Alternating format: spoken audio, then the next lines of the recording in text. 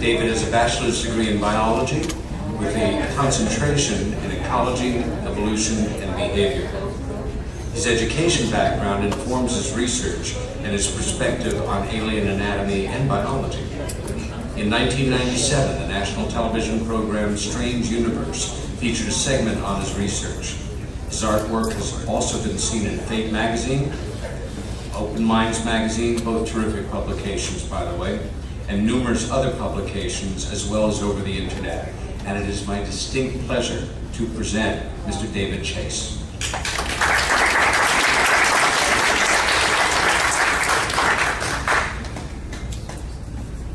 All right, well, what do aliens look like? That's a question basically since, 87, when I realized that it's more than just one type of alien that people are seeing. In fact, there are several types of aliens that are described, but in the late 80s, I became really interested in trying to answer that question of what are all the different types and what do they look like.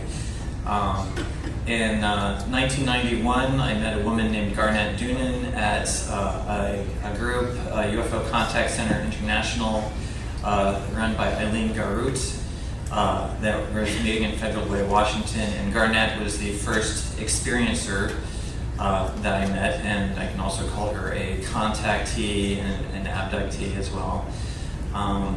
By the way, the names I'll be using, most of them are real names, some pseudonyms possibly, just depending on the understandings and permissions I have with each individual.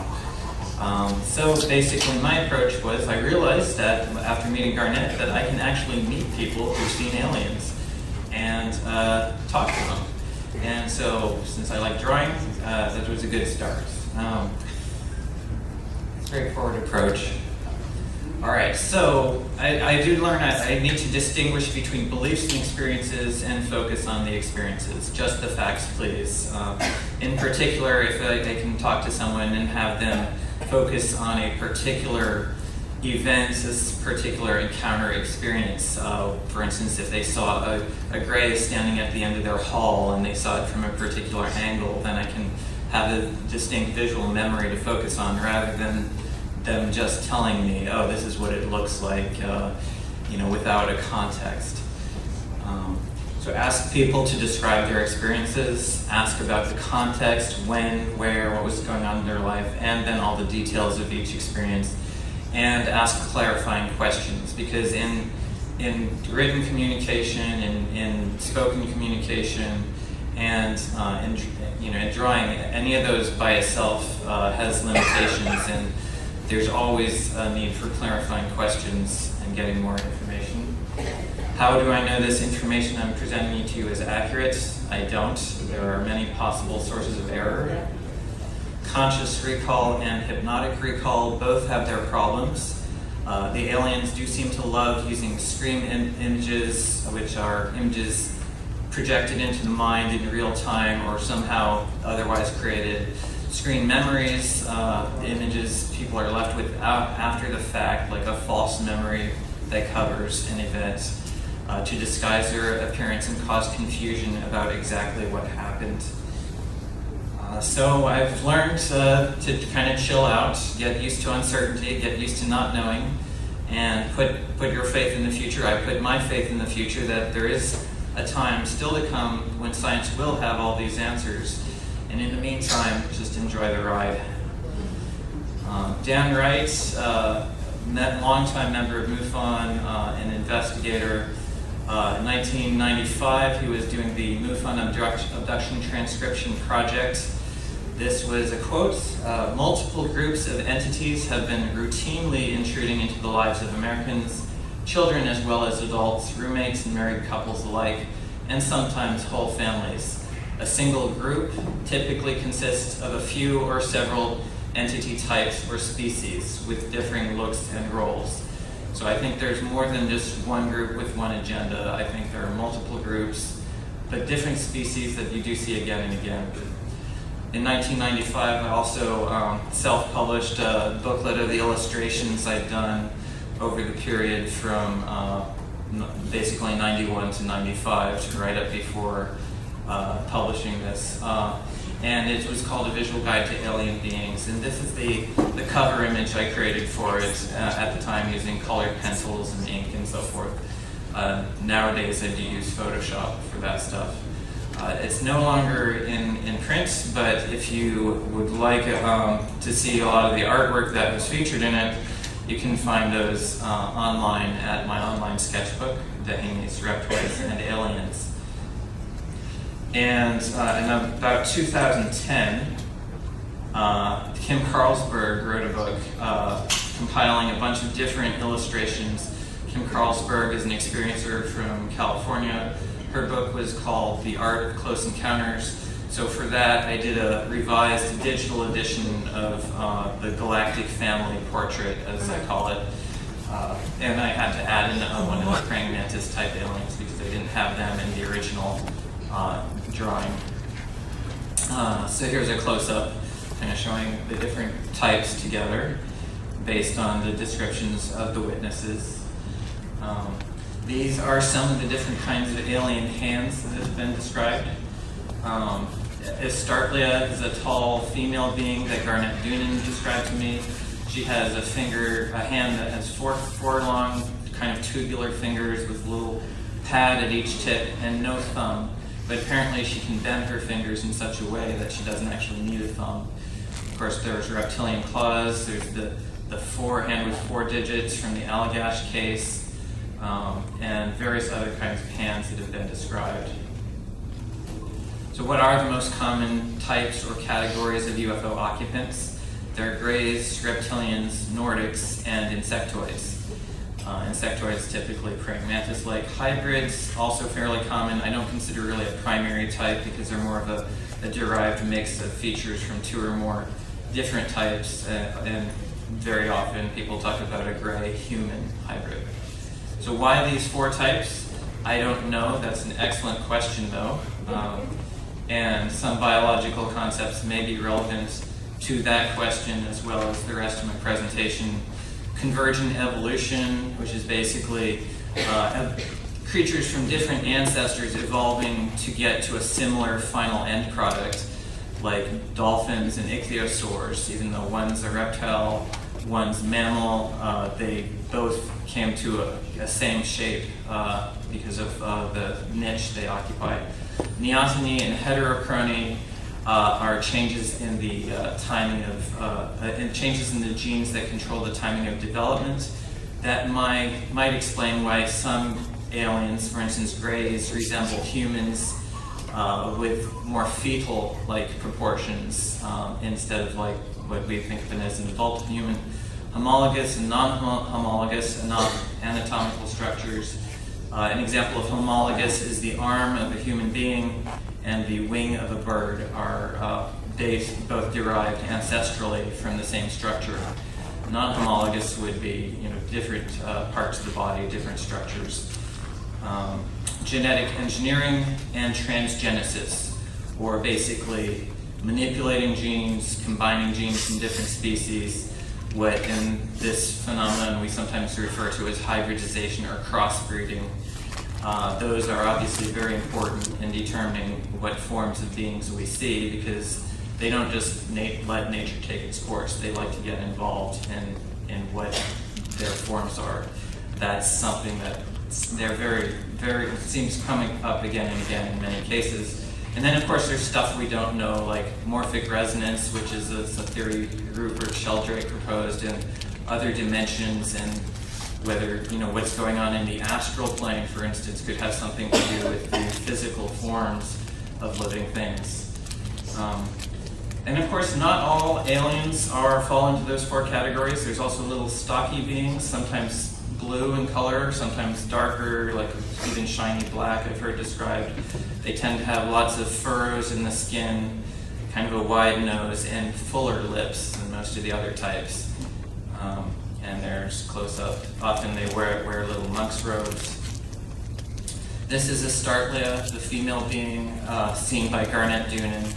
Back in the 90s, late 80s through late 90s, Estartlia was routinely visiting Garnet and her family of Startler would come through a portal in the air, right? So you couldn't even see the portal. It would just be pastel-colored light, little sparkles that would disappear, and then a Startler would step through, just like floating out from a crack in the fabric of the air itself.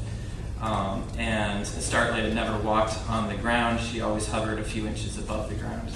And she glowed from within. So she's what some people would call a light being rather than another type, but she does kind of resemble a gray or a hybrid with a very elongated face. Startler was always accompanied by a small whitish being named Dahami, and Dahami was kind of like her bodyguard. Whereas Startler emanated a feeling of unconditional love, Dahami was just very kind of stern and serious all the time. And Garnett didn't really like the feeling she got from Dahami, but she understands the necessity of him in the visitations. There's another being, Dahami also glows from within his body, but not as brightly as a Startler. And by the way, I do think that's something that, for lack of a better word, we have to call paranormal. The source of this light, it has something to do with the nature of light and information in other dimensions. And I say that based on information that was given to some experiencers. The other being is what I call a football head, and a group of these football head beings visited a friend of mine who's a UFO investigator back in 1995 in February. February 9th, 1995. The leader was about 5 feet tall. He had this triangular patch with a circle with a triangle inside that, which happens to be the same symbol that Dahami wears.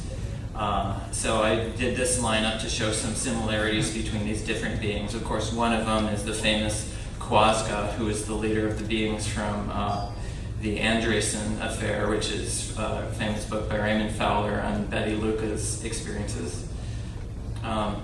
The visitation to my UFO investigator friend in 1995 involved a UFO sighting that happened the previous day that she didn't know about. She'd gone to bed and then had this aliens entered into her dream. She was dreaming she was going out to investigate a UFO sighting, and then the aliens stopped her car and pulled her out, and they were like telling her not to investigate it. Then she woke up out of the dream, and the aliens were physically in the room, standing around her bed, telling her, don't investigate this UFO sighting.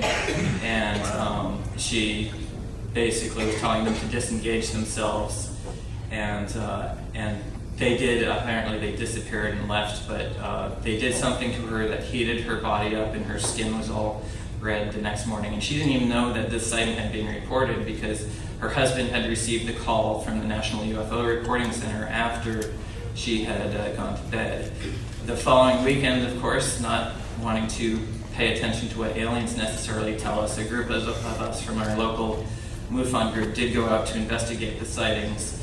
It involved 3 or 4 alien craft, as well as several planes and helicopters, indicating a possible military involvement. But we did abort the investigation because we didn't have the cooperation of all the witnesses, and some of the people involved were minors. Small being also implanted an image, was manipulating someone's dreams, standing actually on her bed, and the woman woke up, and this being jumped back, kind of surprised.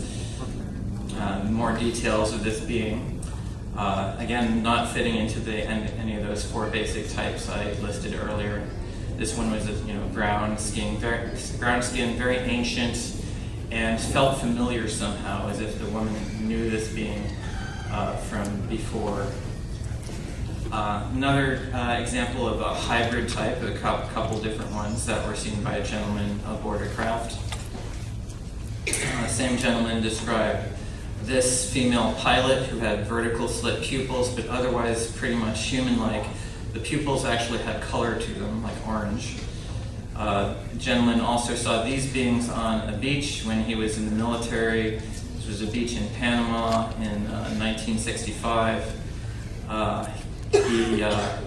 He was with a group of soldiers. They saw this craft land. Then all the soldiers were paralyzed. Out immediately, he didn't see the beings exit the craft. They just appeared beside the craft, approached them, walked amongst the soldiers, and walked back and disappeared. And the craft took off, and the soldiers could move again. Close up of the being with some color. He had a jewel on his collar and this patch, and that's what the symbol on the patch looked like, or the insignia. Another gentleman was an Army security guard working at doing a detail with a National Security Agency base in 1969. He saw this small being in the base. When the being was brought into the room, they had to dim the lights because the eyes were very sensitive to the light. And again, close-up of this being, very pale skin with just a touch of pink to it, kind of a blue-gray iris, and the eyes, obviously he couldn't be out in our sunlight. He might have come from a world with less sunlight or from an underground situation. That's the insignia the army man who saw the being used to wear. This is a being named Urani, a female being whose race was apparently in trouble for lack of their sexuality was falling behind, and they were studying humans to try to relearn sexual reproduction and the emotions involved, so that their population was at risk of becoming too underpopulated. And this is all the contact notes. It did involve a man being lifted up into a craft, and he had an experience being taken to another world. The experience seemed to last a week. He was returned the same night. So there was a time anomaly there. He woke up the next morning in bed, didn't remember getting into the house, and he was dressed in his clothes and shoes. So they didn't bother to undress him or anything, or change into his pajamas. And a few days after the event, he got really sick and had to go to the hospital because of some after effects, but he was fine at the time. And this is being seen aboard a craft in Arkansas in 1991. This is being seen at a military base in 1995, kind of resembling a hybrid. This being was in charge of human military on this base in the American Southwest during what appeared to be a mass abduction. A woman and someone she worked with that she knew were both there. A brown being with wrinkled skin resembles a gray. This art is actually by a gentleman from the UK named Martin. This is kind of his familiar being. What is a gray? Gray is a standard UFO occupant or alien humanoid with physical characteristics such as a large head and cranium, large eyes, typically slanted or teardrop shaped, a small thin body, typically 3 to 5 feet in height, gray to ash white skin color. There are innumerable variations with different builds, types of hands, eyes, skin textures and colors, body sizes, etc. But they all look like grays, so we call them grays. Unfortunately for definitions, that's all we can do now is give it a loose definition. A couple examples. Another gray with like a silver jumpsuit. This is another drawing by Martin showing a gray crouched on a house, and what his memory was the owl. The image that he came up with later was a gray. Another drawing by Martin showing the gray and what David Jacobs, the researcher, calls an incubatorium. Martin on a table. He says, "Don't ask what they're about to do with this wand." My interpretation of the being on the cover of Communion, I made the cranium a little bit larger and reduced the lips to fit closer with Whitley Strieber's description. Although I do love the original image by Ted Jacobs, which Ted Jacobs' image certainly reached a lot of people back in '87 and continues to. Small being seen on a boat in Dutch Harbor, Alaska in 1991. Can I get you anything? Boat actually off of Dutch Harbor, Alaska at sea. The man heard a voice in his head sounding like a child's voice, turn around and look at me. He was crouched in a room on board the boat stacking some boxes. He turned around For a few seconds, he saw this being standing there with a very mean look on his face, and the being disappeared. He took that as a warning to stop talking about his UFO sightings. Another gray with kind of a stern look just because of the rigid bone above its eyes. Another gray seen in Thailand in 1987. More details on the one from Thailand. The gentleman had a conscious memory of communist soldiers coming into the room. Later on, he realized that wasn't right. He went under hypnosis and then remembered, oh, it was Grace. This is, there was a woman, she had an experience involving, she was running late for work. It was early morning, but she knew she had to be at work at a certain time. She went out, she was heading out to her car, but she turned around to go back to double check, make sure the door was locked, because she doesn't usually do that. And behind her, a few feet back there, she saw a little gray. Initially, I drew it with the white, just based on her description. Then she went with me to do more details, and it was actually the bluish with the larger eyes. And its mouth was open like, ooh, I've been discovered. And it was hovering just like a couple inches above the ground. It quickly turned and like zoomed into the bushes. But she was startled, and it was a disturbing experience for her because she hadn't consciously remembered seeing grays for like over a decade before that. Incidentally, after that experience, she got to work. She knew from the clocks in the house that she was running late. When she got to the parking lot, there were no cars, and she thought that was strange because there should be some more cars. And then she asked the woman in the cafeteria, well, why aren't you open yet? And the woman said it's, only 6:30, and it should have been at least 6:50 or 7 o'clock. So we call that game time, where she went apparently backwards in time, because it had been like 6:30 when she left the home, and it takes at least 20 minutes to do the drive. So there was a situation there with a time manipulation. Another being whitish skin, large cranium, smaller eyes, more details. These are attempts to go with a little stick pin figure on his collar. More examples of grays in the hybrid. Same woman who described the previous slide remembers at age 7 seeing a large reptilian being in like San Jose, California, climbing into one of those drainage canals. This is a drawing by Josie Gallant, who's an experiencer, a researcher, and an artist, showing a small drone-type being. And this being seemed to move by popping forward, skipping over gaps of time, or however that happened. Another being seen by another woman who moved by blinking in and out, teleporting really short distances really quickly in rapid succession. And that's either the person's consciousness is being affected, the way they see it, or the being is manipulating time or space or something. This is a drawing of the same effect by Ken Bateman, who's an experiencer and an artist. What is a reptilian?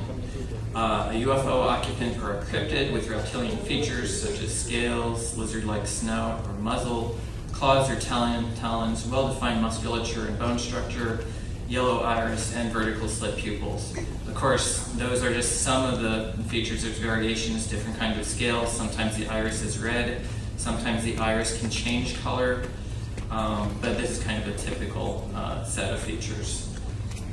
Prominent reptilian researchers in ufology. These are people who, particularly back in the 80s, when Barbara Bartolek got onto the subject of reptilians, she was followed up by Carla Turner and John Carpenter, Linda Moulton Howe, John Rhodes, who calls them reptoids, Dr. Joe Lewell, John Mack, and Barbara Lamb, all have spoken publicly and done research into cases involving reptilians. Some non-ufological approaches to the study of reptilian humanoids: cryptozoology, ancient literature and archaeology, and conspiracy theories. These are all different ways people have gone about investigating experiences with reptilians, because there are reptilians showing up like the lizard man in South Carolina. That was more of a cryptozoological phenomenon, and then people look for the evidence of that in ancient literature about snake beings and so forth.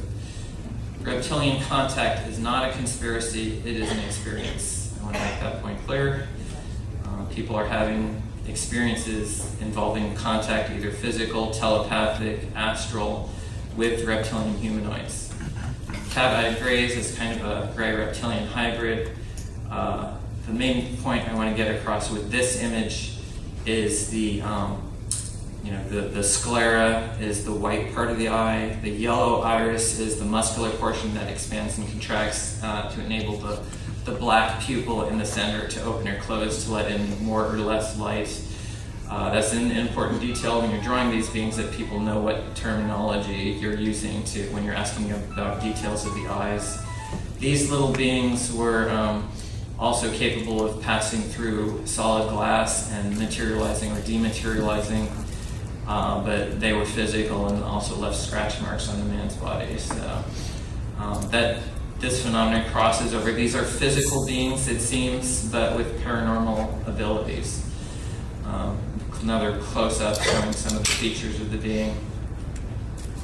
Here again is a close-up. This was, I did an acrylic painting, then took it into Photoshop and cleaned it up a little.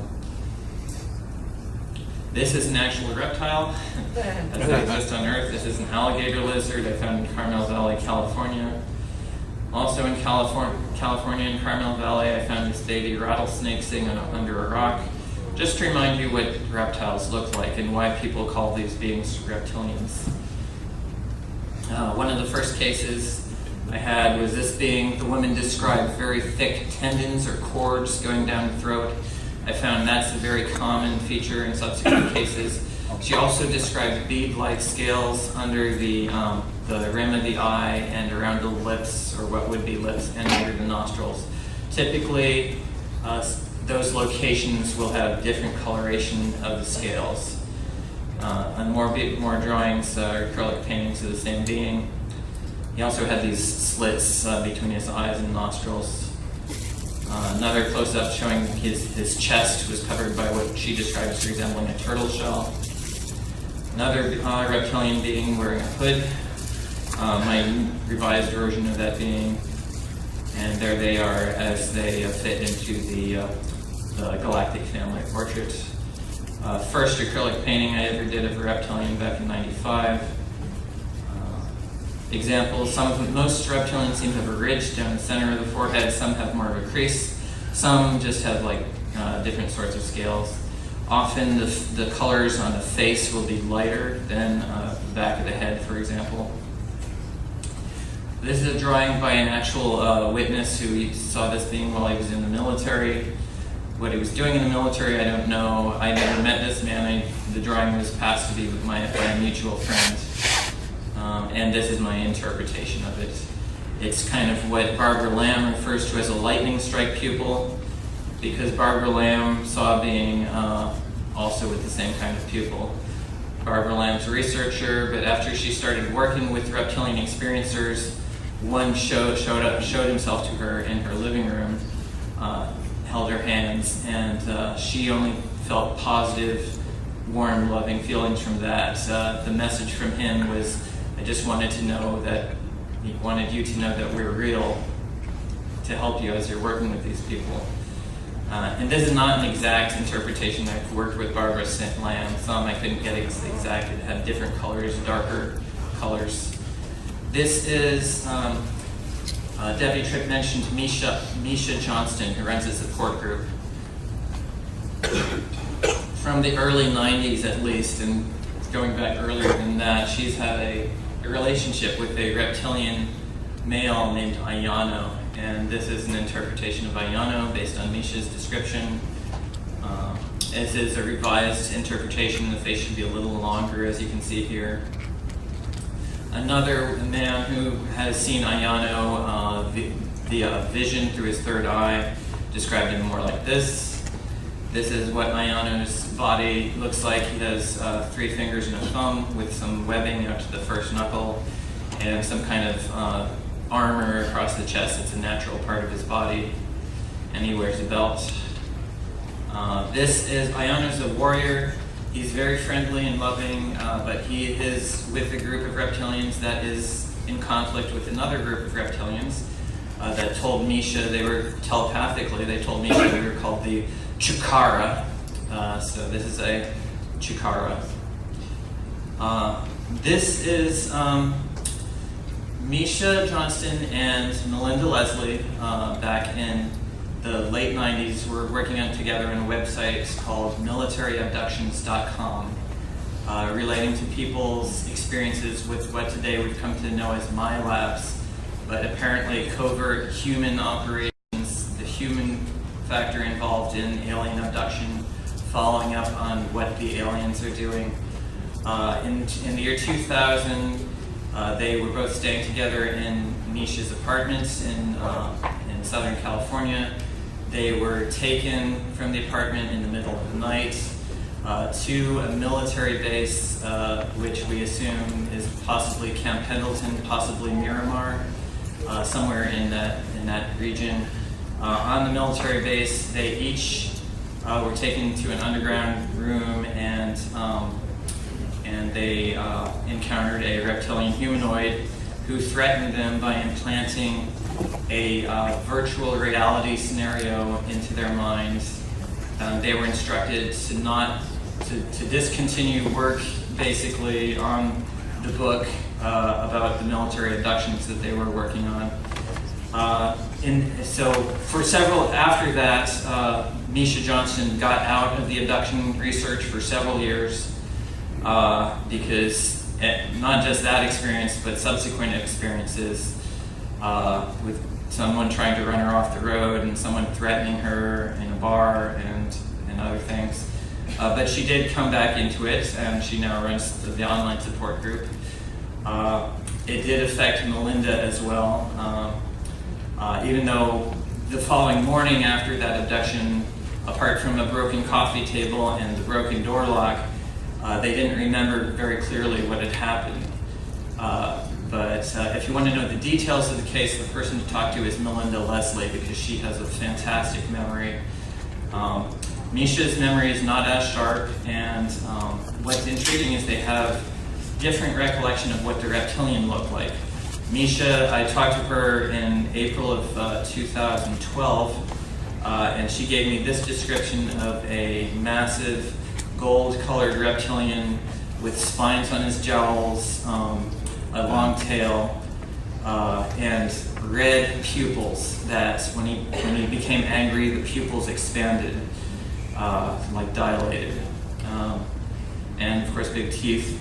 And this is a close-up of the being as described by Misha in 2012. Later that year, I talked to Melinda Leslie. She described him as a green lizard man. She didn't notice the teeth so much because he only opened the mouth when he was kind of breathing heavily, hissing, humming, in order to induce the virtual reality vision in her mind of the threats, the mutilation that was meant to scare her. But so they have their very different descriptions, although the general features as far as the bone structure and stuff is similar. Kind of one theory we're exploring is that maybe since Misha was already very familiar with reptilians and had a very friendly relationship with this reptilian named Ayano, that the being disguised his appearance as something more glorious and intimidating in order to scare Misha, whereas a simple reptilian might be sufficient to scare Melinda. We don't know. And from a profile, this is approximately what the being that Melinda saw would have looked like. Another reptilian just showing, some of them have these wide ventral scales on the chest, and in some cases those ventral scales seem to go all the way up to the throat, although it seems to be more common that they stop at the clavicle, whereas the scales on the throat would then be smaller. This is a reptilian foot. It had 3 toes in the front with pronounced tendons, and a toe in the back of the foot right above the ankle with a little claw. Examples of different types of reptilian hands. A 5-fingered hand seems to be fairly common. Digits ranged like a human. There's a reptilian named Captain, that's his nickname, who has a hand like this, webbing out to the first knuckle. Another example would be the 3 fingers with, and a thumb. And that's the sort of hand we believe Ayano has based on Misha's recollections. The webbing on Ayano, however, only extends to the first knuckle, and I've drawn it going out to the second knuckle there.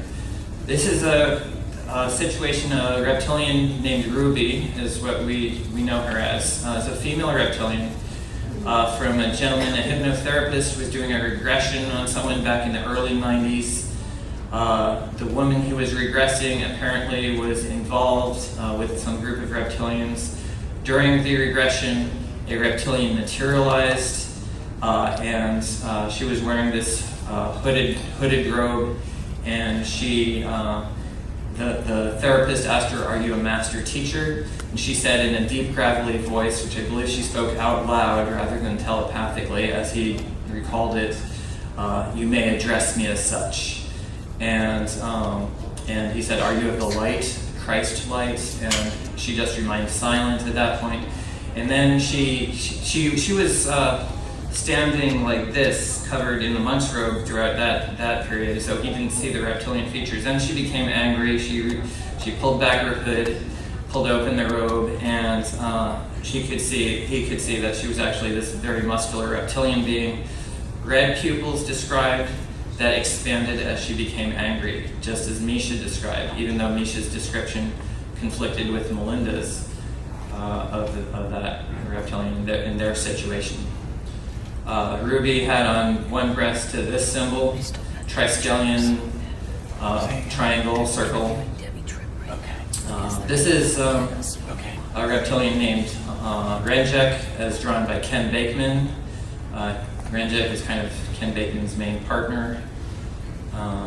Renjek and his craft, more drawings by Ken Bakeman. This is my interpretation of Renjek, although Ken did say the snout was a little bit longer than this. Notice he has just large leathery scales on the top of his head. Ken Bakeman's drawing showing the backpack, which was a power source that Renjek would use, with this wand, which could paralyze people at a distance. Another reptilian encountered by Ken Bakeman as he drew. And I want to say there is no shame in loving a reptilian.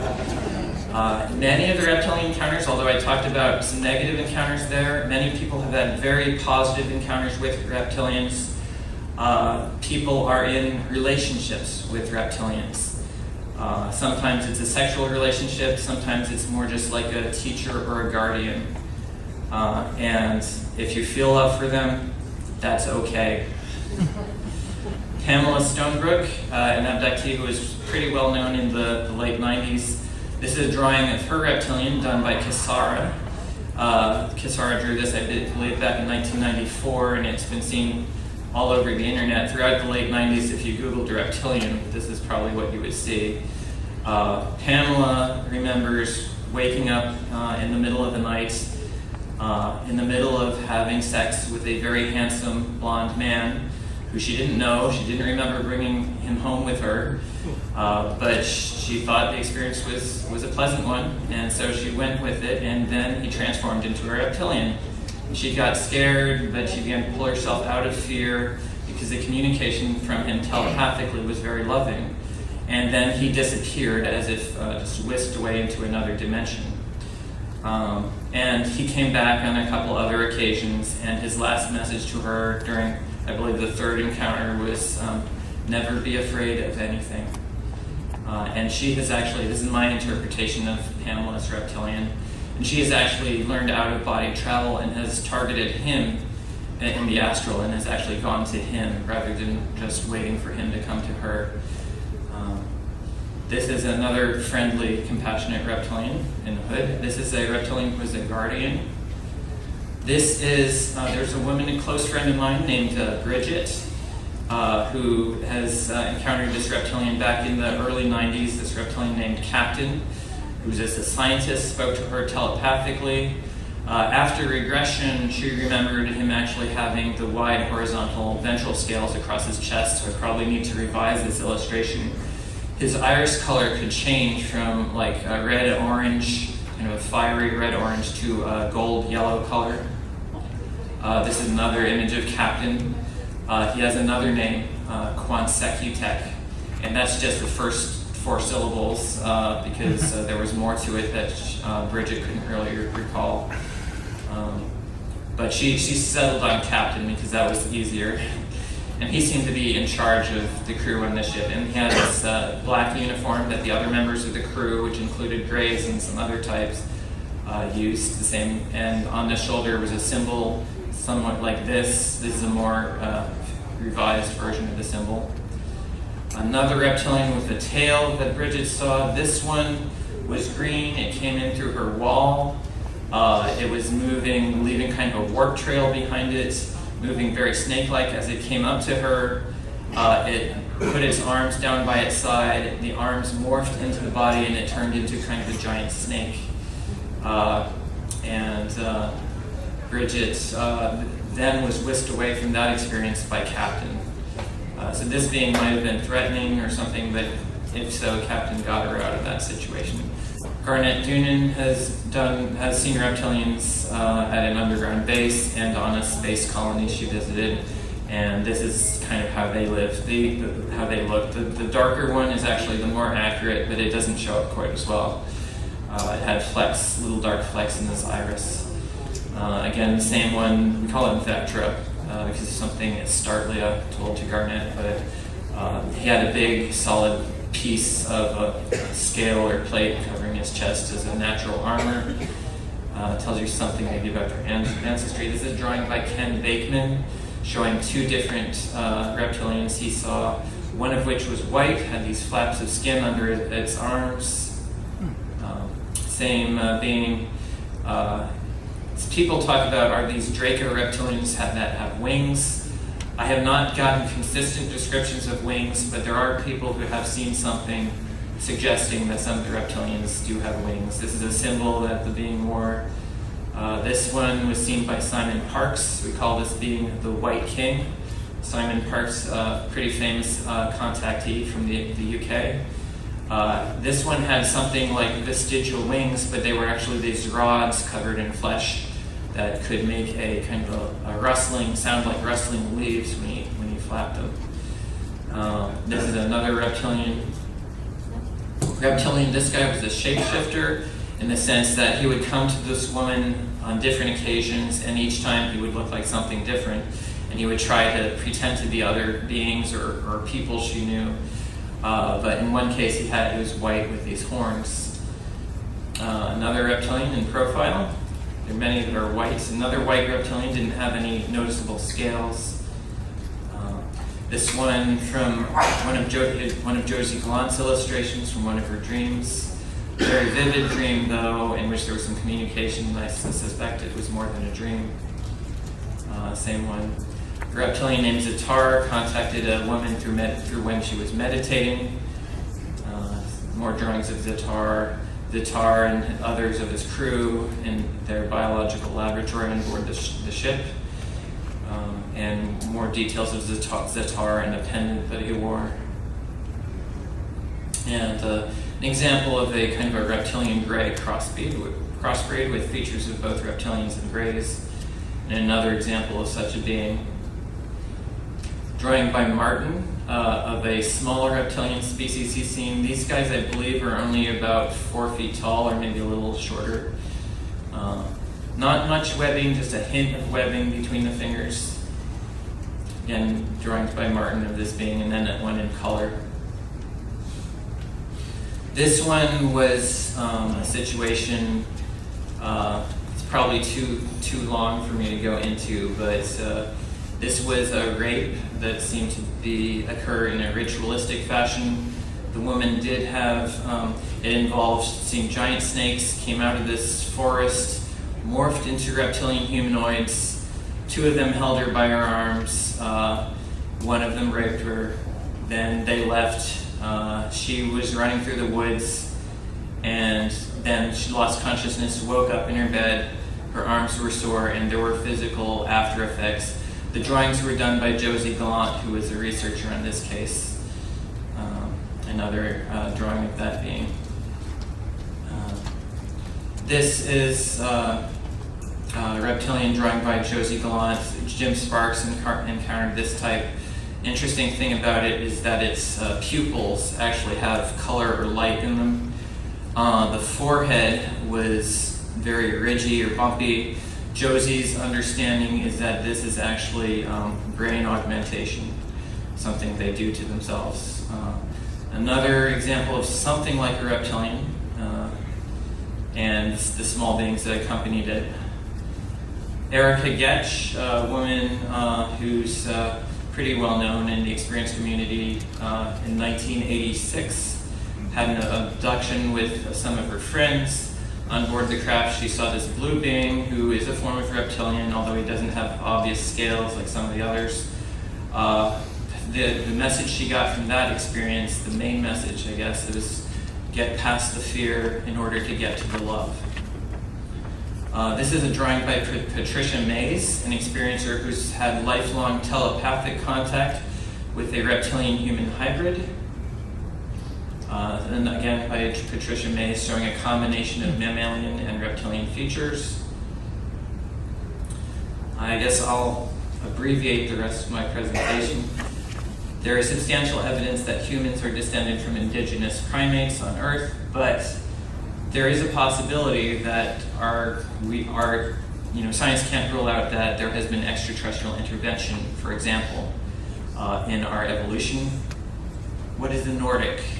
Nordic is UFO occupant, looks almost human, typically described as blonde hair, Northern European features,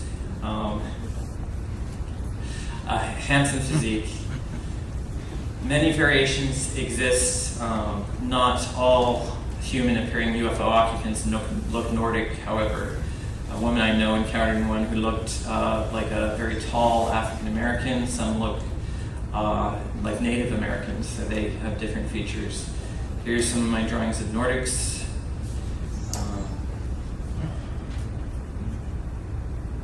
This is a painting by Josie Gallant of the Nordic that she has seen. Not all of them have blue eyes. Some of them have other colors like a golden hazel. Another drawing by Josie Gallant of a male Nordic and of a female Nordic. Nordics can be very tall, anywhere from 6 to 7 feet, even a little taller. This one is from one of Dr. Joe Lewell's cases. Had actually Native American features and tan skin. Some of them do have fairly tan skin, and some are very fair-skinned. But this one had blonde hair. Josie Gallant has seen Men in Black, very traditional Men in Black look. It was associated with a very telepathic kind of experience, so there was something not quite human about them. Another gentleman I know encountered a small, hairy anthropoid being.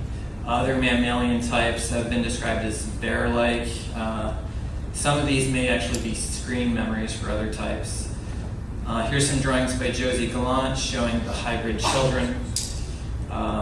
Many of us in this room probably have hybrid children from the program the Greys are involved with. This is the child a little bit older in profile. The Nordics, when they're children, I know a woman who was taken to a nursery run by the Nordics, and those children had enlarged craniums, looked very much like this.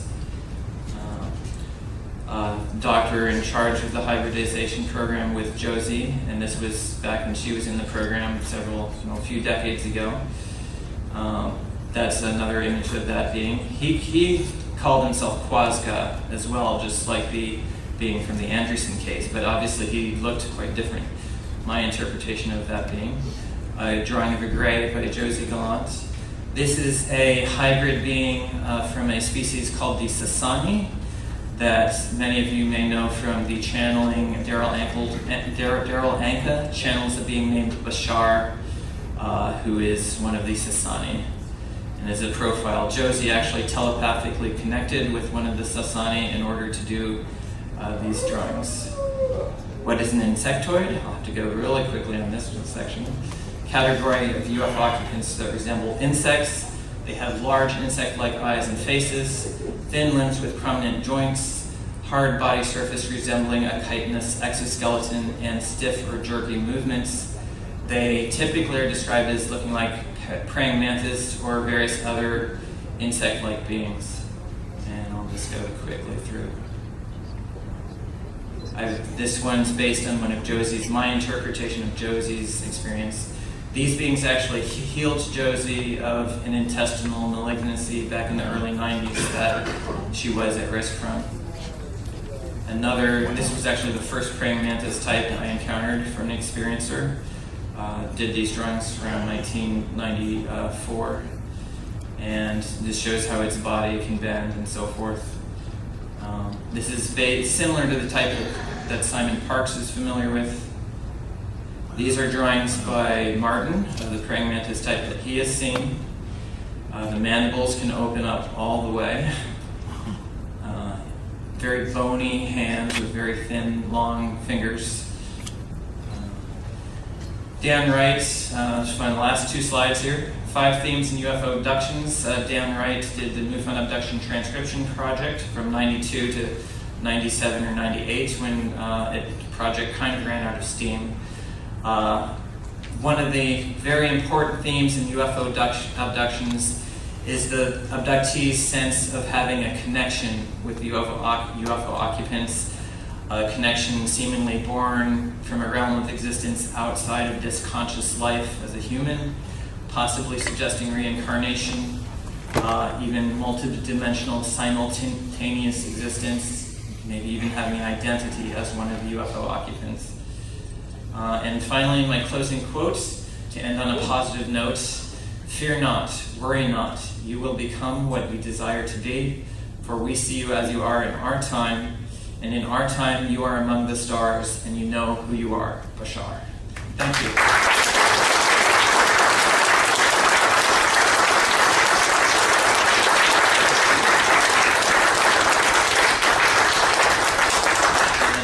Thank you, Peter, for giving me a few extra minutes.